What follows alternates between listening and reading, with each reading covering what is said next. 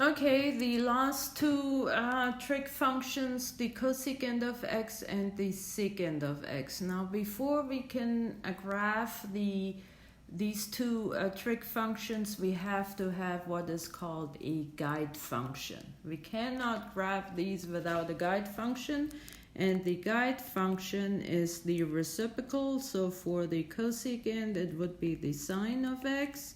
And for the secant, we are graphing the cosine of x. And since we're just looking at the basic functions, let me graph let's make 1 here, and here is -1. And actually, let me make this in really light colors because I want to just make a dashed sine curve. Okay, sine curve starts where? At 0. Oh, maybe I should make it a little thicker. Okay, we start at 0, then we go to 1, we go back to 0, we go to -1, we go back, 0, 1. Let's see if I can do it without. So here, this would be, actually, maybe I can erase it. This is my basic sine curve. I can go to negative. Here you go. So here's my basic sine curve. So if I want to graph a cosecant function, wherever the sine is 0, I have an asymptote. So the sine is 0 every n pi times. Chirp. So that would be 3 pi here. I think, yeah, 3 pi. And then here, this is 4 pi. 3 pi, 4 pi, each n times.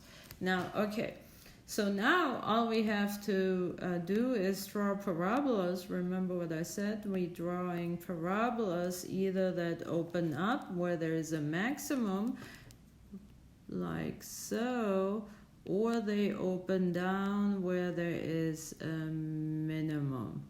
So that is the cosecant function. And if I can, see if I can erase this yellow, then that would be even better, because here you go. So that is the cosecant function. Now for the secant, we are first, of course, the guide function is the cosine function.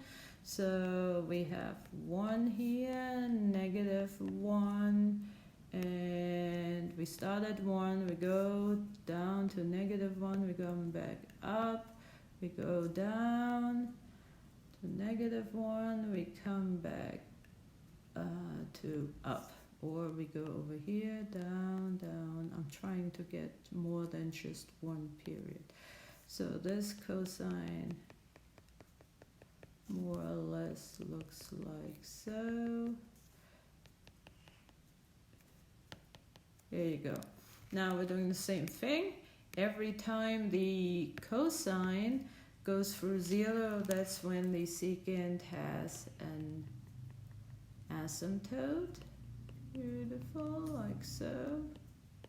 Now the period is 2 pi, just like with the regular sine and cosine functions. So now we're drawing different color. How about blue? In blue, we're now putting this is half a parabola. We're putting our parabola on top and on the bottom. And like so. And how can you determine if you have a cosecant or a secant if you don't have your guide function? Well, take a look at the cosecant. The cosecant does not cross the y-axis, while the secant does. So that's a good indication. And of course, I should have, well, I graphed a little wrong here. So, well, you get the idea. That should have been 4 squares instead of 3s. Here you go. Okay, if I can chirp. Now we have graphed the secant function.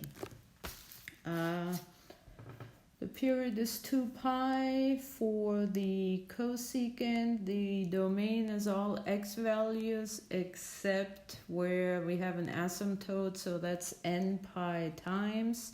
The range goes from, let me write the range down.